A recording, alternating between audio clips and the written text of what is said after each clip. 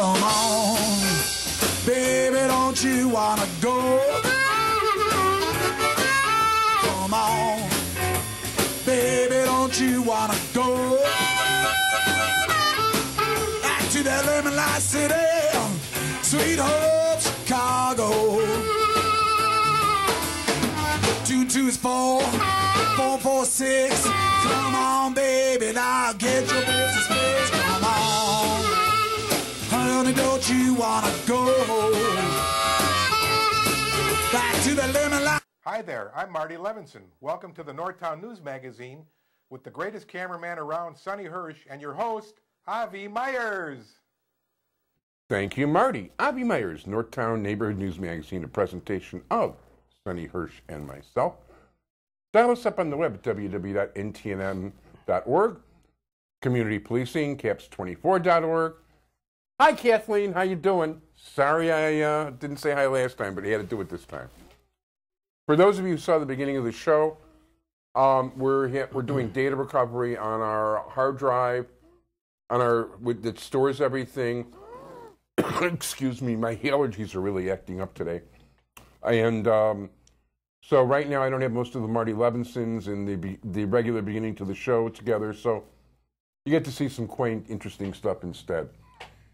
It is a pleasure to have somebody who has been a regular guest on the show since its inception, and someone who has very wisely left politics with a 100% winning record, as a matter of fact, which not too many people can say. And that is the former president for 18 years and member of, for 24 years, the Water Reclamation District of Greater Chicago.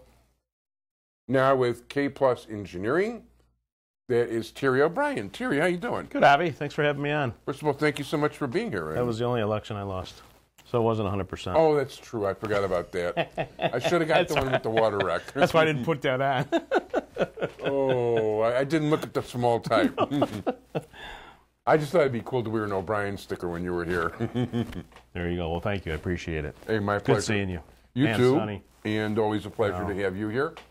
And you're always in the know environmentally, and even let's talk about K Plus for a little bit, because like right now you're in business. You're like a partial partner there or something like that. Correct. K Plus has been around for over 23 years. Started from by a gentleman by the name of Dan Caplice. C-A-P-L-I-C-E. Well, actually, good guy. Yeah, nobody knows how to say his name, so they just said K Plus as the name of the company, the letter K plus, and plus spelled out P-L-U-S. But as I said, we started about 23 years ago. Started in the environmental field. Dan was with the Region 5 of the U.S. EPA office. That's where he started his career, and then left there and went to start an office for another major environmental corporation, engineering firm in the area. But then soon left them and started this company here. Since then, we've started a civil group besides just the environmental group. Gives us a little more flexibility in helping our clients with regards to their needs, whether it's on the environmental issue, whether it's drainage, roads, bike paths, things of that nature. But we've been doing a lot now with municipalities, only because they're the ones that have the roads that need to be repaired. And makes sense. Streetscape, they'd like to update that. You've got that going on right here on Devon Avenue. Yeah, I just wish it was a little prettier. Well, you got to put that in the suggestion box next time. Well, yeah, well, I will tell you this, that lately in the backyard, I've had 2 skunks that frequent under the porch, especially when there's rain events. And in honor of the person who's taking credit for the streetscape in part, I have named the skunks Ira and Deborah. There you go. Do they answer when you call? You know what? In real life, they run away from me. When I see them in the backyard in their true shape, I run away from them. But so yeah, it's been good. We've been busy, and it's amazing between the civil and the environmental field as far as engineering goes.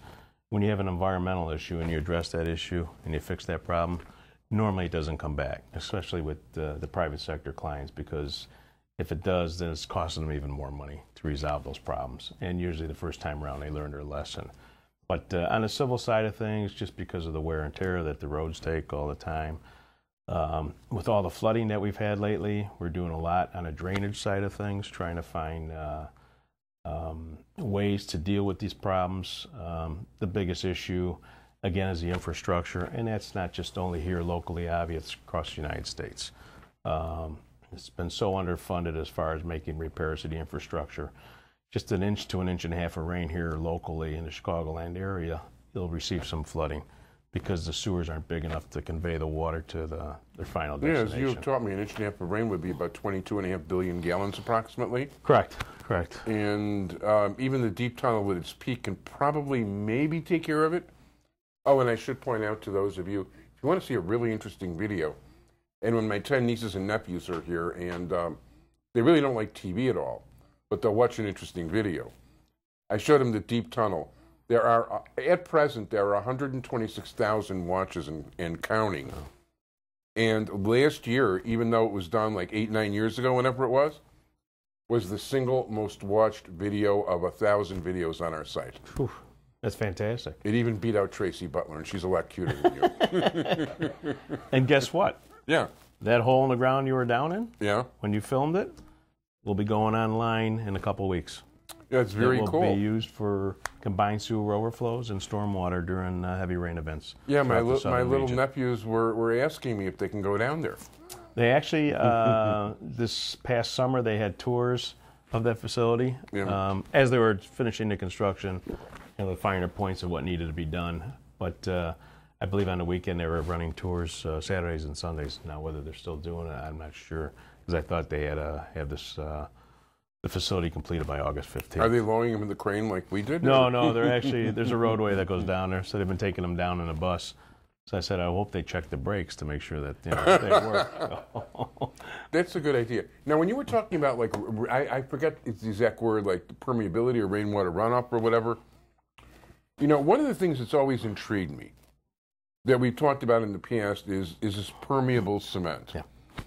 Now, stuff that'll let water in Chicago, and I think you told me at the time, and I might be talking 2-3 years ago, the only place that really had it in Chicago was the Comiskey Park parking lot, which is not a good test because doesn't get the same kind of use as a regular road. Yeah, a lot of people are using this impervious cement and blocks, cement blocks they call them, yeah. Or uniblocks. That's what they used out at the USL parking lot. And that was basically an experimental site for testing these things and seeing how much water you would accumulate during a heavy rainstorm. The only problem with the Chicagoland area is that, Chicago is on top of a very tight clay from a geology standpoint. Your first 3 feet of soil is basically of soil and dirt is what it is, soil and dirt. But once you get below that, you hit a clay layer. And that clay layer is tighter than a pool liner in some places around here. So to put those systems in, you only get that top 3 feet. But then once you get below it, you still have to discharge the water to a stream, a sewer, somewhere to convey it off-site, because eventually that system will fill to capacity. There's a lot of talk that everybody wants to see green infrastructure and green infrastructure. Green infrastructure is fine, green infrastructure helps, but you still need the gray infrastructure because of the enormity of these rainstorms that are coming through the area. You do have to have bigger facilities to capture this. As I said, 1 inch of rain throughout the county is 15 billion gallons. So, you're getting a lot of water, sometimes in a short period of time, which ends up in people's basements. So. And it's happened to you more than once, and you were, of all people, like in charge of the... 5 times. Wow, because I know one time I think you were, I don't know if you had just replaced everything in the basement, and then the next flood came. Well, I was just about to replace it, and thank God it rained, so I didn't replace it. And have to replace it a second time. So now, here's my second question along the lines, because I know technology is going to keep changing and engineering the whole shot. Well, not the principles maybe, but the end product. Given how the weather in Chicago in the winter and how pavement and sidewalks absorb the water, freeze, expand, contract, and all the rest of it, and break apart, isn't this permeable pavement or going to be more likely to not last longer as a result of the same factors? Well, and that was the whole test on this uniblock system at Comiskey Park, or not Comiskey Park, I'm dating myself, USL. Yeah. Was to see, because I mean, like you said, you freeze, it contracts, expands, and that was their concern. Once, if it was like in late October, early November, even getting into December, and you had a rain and it filled up this cavern underneath these uniblocks, with the freezing, would those push those blocks up? So right now they seem to have had success with it and not many problems. So, but once again, that's not really like a regular roadway. No, exactly. It's not being used all the time like streets, and and the other thing too you got to take into consideration is that you're throwing rock down there, you're throwing calcium chloride, so you're always getting some drainage in underneath there where you do have the freeze and the thaw going on. I mean, that's why you have so many potholes in the street, because once it gets into some type of a cavity or crack and it gets underneath, then it just starts popping up the asphalt. Yeah, and one thing is somebody who you're friendly with, Pat O'Connor, pointed out that nobody would have thought of, all these rain blockers that were thought to be genius, turn out to be a real contributor to cracking around sewers. Well, yeah, that has caused a problem there. And what happened when they originally put the rain blocker system in, they really never surveyed the areas where they put them in, because out where I live on the northwest side, those are WPA streets. And WPA streets don't have the curbs and the gutters. Oh. So what was happening is they put these rain blocker systems. Wait, WPA, that's a World War II, that's a Roosevelt administration term. Correct. And so what was happening is, because they had these reducers or rain blockers, whatever you want to call them, in the streets, and it was ponding the water on the street, a lot of the flooding was occurring by going down people's window wells and down their back stairs in the back, not coming up through the sewers. I mean, and I forgot when that was implemented, that program, but I just remember going to about a dozen meetings, public meetings on the northwest side, and the poor director of sewers for the city of Chicago got beat up. I mean, we got our literally fair or share. figuratively? Well, just verbally. Okay. But, I was wondering. That wasn't the brunt of us, because a lot of it was over land flooding down the window wells and basement stairs, and not up through the sewers. So, so in a lot of areas they have pulled those out, and a lot of people complain about where they're at and where they're located, and that the streets are flooded. Well, as I used to tell them, it's better your street being flooded than not your basement, because if you haven't gone through basement flooding, believe me, it's not fun. Yeah. Well, Bernie Stone used to call it NIMBY or something, like not in my backyard. Yeah.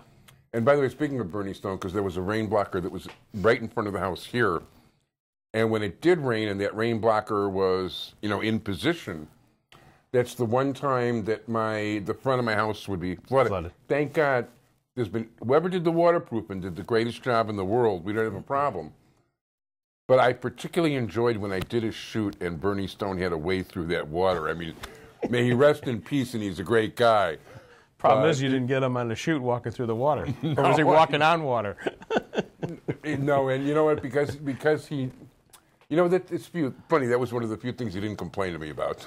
Well, growing up, and you might have seen it in your neighborhood, but I know in our neighborhood, people used to throw their welcome mats on top of the sewers whenever it rained, the curb sewers, just so that excess water wouldn't flow down there. Really? Yeah, and create. And a lot of people used to just leave the leaves there too.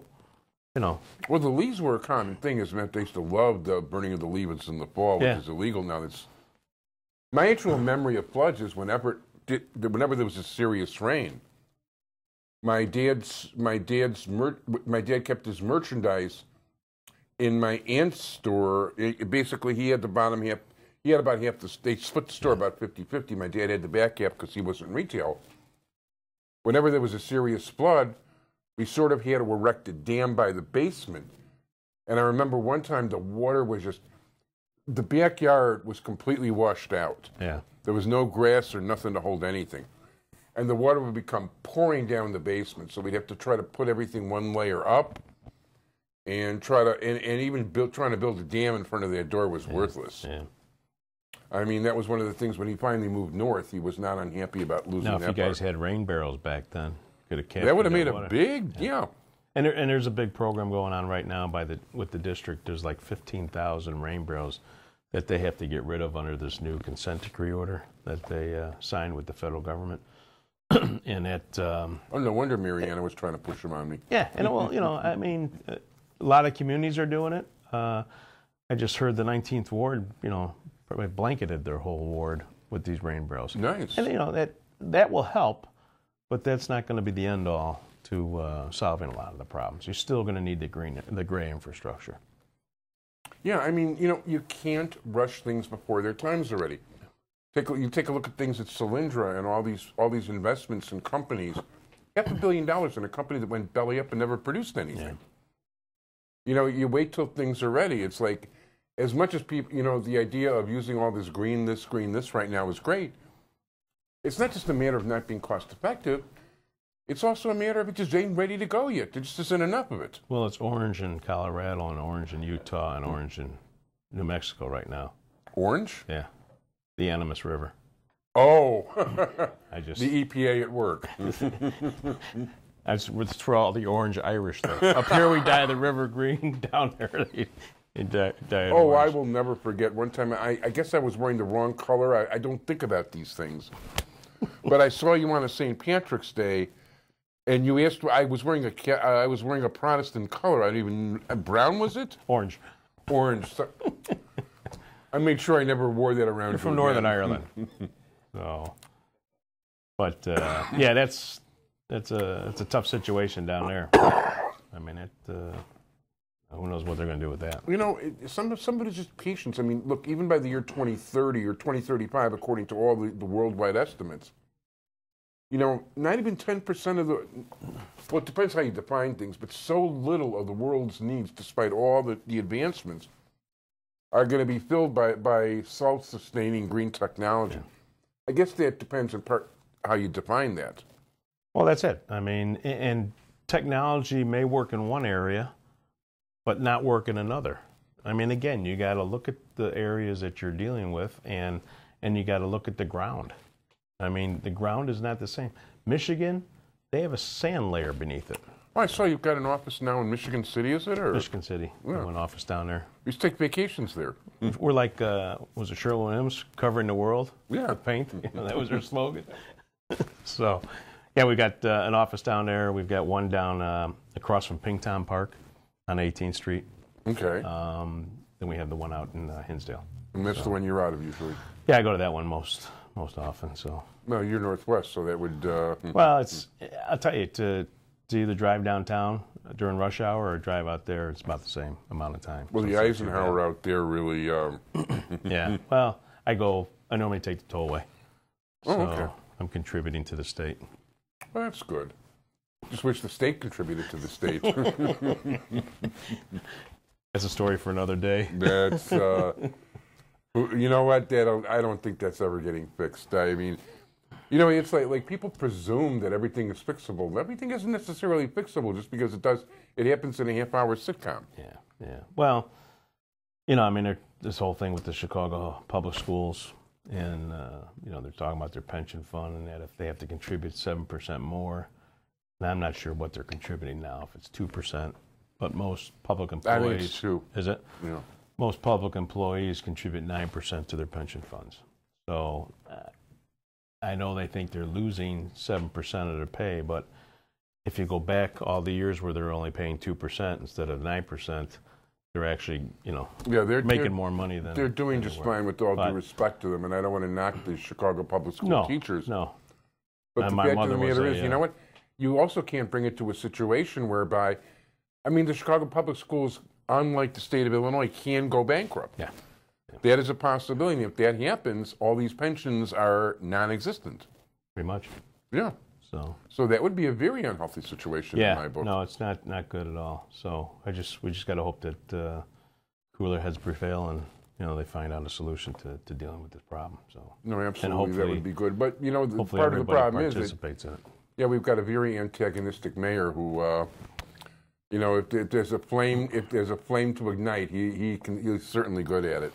Well, he's got to be concerned with the city of Chicago too, which sometimes you've got to throw it out there. I mean, he's got a job he's elected to do, and you know, Yeah, and I'm not going to. I'm giving him some credit. Yes. He was left with the mess. There's Yeah. no question he was left with the big mess.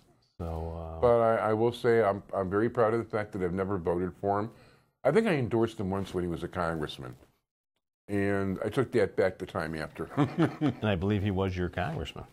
No, actually, he came close. Okay, He came within a mile of the house. all right. And by the way, some years he would have been the congressman. Yeah, with the district. Because the boundaries have changed. But no, I've been stuck with Jan. And, you know, who, I'm not a fan of Jan. No. Let's put it mildly. And as a matter of fact, I've heard some of your compatriots have basically referred to, you know what? I usually like Jewish people, but not that Jewish lady. Now you're starting to sound like Trump. Oh, Trump. Ugh. I can't believe that he's even got one person in favor of him other than who he pays to vote for him. You know, he's saying things that other people won't say. You know, and I think, you know, people more or less now want the truth rather than, you know, Yeah, lip but service. he's not giving it either. I mean, he's just being. I mean, not that I'm in favor of the guy, but you know, No, I think you know, that's, I understand that, and it'd be nice if somebody actually was doing something decent along the way. But I mean, the guy is a substanceless blowhard. He does say things that I'm not going to say that everything he says shouldn't be said. yeah. But you know what? When I see the guy, and I don't watch reality TV, so I never saw The Apprentice. You know, I never saw these other shows. So you didn't watch the debate? I did watch the debate, and I guess that is, yeah, that's my idea of a reality show is a ball game or a debate, that kind of thing. That to me is a reality show. Well, you know how I gauge that? Yeah. I gauge it based on the fact I have a son that's 26 years old and another son that's 21. And the Cubs were on TV that night. Yeah. My one son's a diehard Cub fan. The other one's Sox fan, such as I am. But we know how they're performing lately. But they wanted to watch the debate. Really? And I'm like, you got to be kidding me. And they're like, no, we want to see the debate. And who do they want to see? Trump. They wanted to see how we would come across and, you know. That's interesting. Whatever. I couldn't stand the guy. And I mean, that's, you know, they're both of voting age, you know, so. By the way, to tell you a story about, you know, you're talking about like devotion to this, that, or the other thing. The day Neil Armstrong walked on the moon, okay, the whole family was watching it except for me. The Cubs were playing an important doubleheader against the Mets. I took the 7-inch black and white TV, put it in my room. When my father was yelling, it's like, you know, like, come on, come on, come on, it's about to happen. And I'm going, Billy Williams is up. So you think it's Tom Seaver? Probably, yeah. I mean, it was a hell of a game. But yeah, I missed that first step. Yeah, yeah. And I think the Cubs lost the game anyway. Speaking of the Cubs, yeah. No, I tell you, they're doing well. They're doing well. No, this year they're definitely doing well. One of my favorite cup hit, though, actually Jim Nally, you know, mutual friend of ours, gave to me. Die Hard. And yeah, and basically there's a Cub logo from 1908, and it says Chicago Cubs World Champions 1908. Really? Where did you find that? Jim got it for me. I can show it to you after the shoot. Yeah, I still got it. I still wear it. When I got to clean the garbage or something. I don't want to be seen in public with that thing. Well, ours says 2005. Yeah, I'm aware of that. Oh, and by the way, I was right near your college when that actually happened. Oh, in Cleveland. When I go there, it's like there's no TV, no radio, no nothing. I did watch part of the first game in Chicago, but it was holidays. Yeah. So I went to Cleveland for the holidays. And I completely forgot about the World Series. Also, I'm not really a Sox fan, to be honest. Yeah. I mean, it's not like I didn't like, the Sox used to be my favorite team. It's not like I cheered Send all your against them. Facebook comments to him. Exactly. So anyway, when I get to Hopkins Airport to take the plane back to Chicago, I look at the newspaper, Sox sweep, going, Yeah, they only lost the one game in the whole playoff series. yeah, You know what? I wasn't even thinking about it, but I did figure that I'd get to see the end of the series back at home. Yeah. No, you know, I had bad luck in '59 too. I was just a little kid. But that first game that they won, I forgot it was 11-0 or 13-0, and I think Roy Sievers hit 2 homers there. No, not Roy Sievers, the big Klazewski. Ted Klazewski. Hit a couple of homers. We had school that day. Yeah. And the only games I got to see were the games they lost. They show them during school? No, but there was once again, there was holidays around that time. Okay, so you missed them. So, no, the holidays, there are days during the holiday, the intermediate days you can watch. You know, so like the middle of the holiday you can watch. So, no, I saw a couple of the games. Okay. And those had to be all during daytime games back then. You know what? Yeah, and that's one of the things. When I got home from school, whether Channel 9 was showing the Sox or the Cubs, I watched them both. Yeah. Watched them both. Because they were both on. Didn't have a problem. WGN. And, you know, the only time I got into this cheering against the Sox thing is when people would really dig me about the Cubs. And being a Cub fan on the South Side, you can imagine that I got quite a bit of that. Yeah, but you're really a Chicago fan. Yeah, I am. Yeah, I don't cheer against the same way. Sox. Exactly. I mean, you know, when I look at the standings, I want to see them win. Yeah. Absolutely. It's all good for the city. No, absolutely. Listen, I just wish they changed their colors. Black is just not my color. No? You want to go back to the red or to the shorts? You know, I'll tell you, you look at all the Orthodox religious Jews that are always wearing, black coats, black pants, black hats. Yeah. I got a black hat, but I refuse to wear a black suit no matter what. Black is not my color. What do you wear, blue? Yeah, I mean, pinstripe, I've got about 4 navy blue pinstripes. And the truth is, I really prefer beige. It's more my color, or like a yellowish goldish. Yeah. But it is so out of. I'm no slave to fashion, as anybody who knows me knows. Those are for the summer months. I mean, I got jeans and gym shoes and white athletic socks, underneath the stable here. And but I get when I used to wear that beige suit, or the yellowish golden suit, which is more my coloration. I'd get ridden so hard in synagogue, I just gave up. Why? And why did you wear them black? I mean, it happened every time. Yeah. Every time somebody else is coming up to me and says, that's not appropriate. Even though it's like my parents... Probably because you didn't buy it at Herbs. Well, actually, truthfully, this is all... The black stuff is actually Hungarian fashion, and my family's Lithuanian. Okay.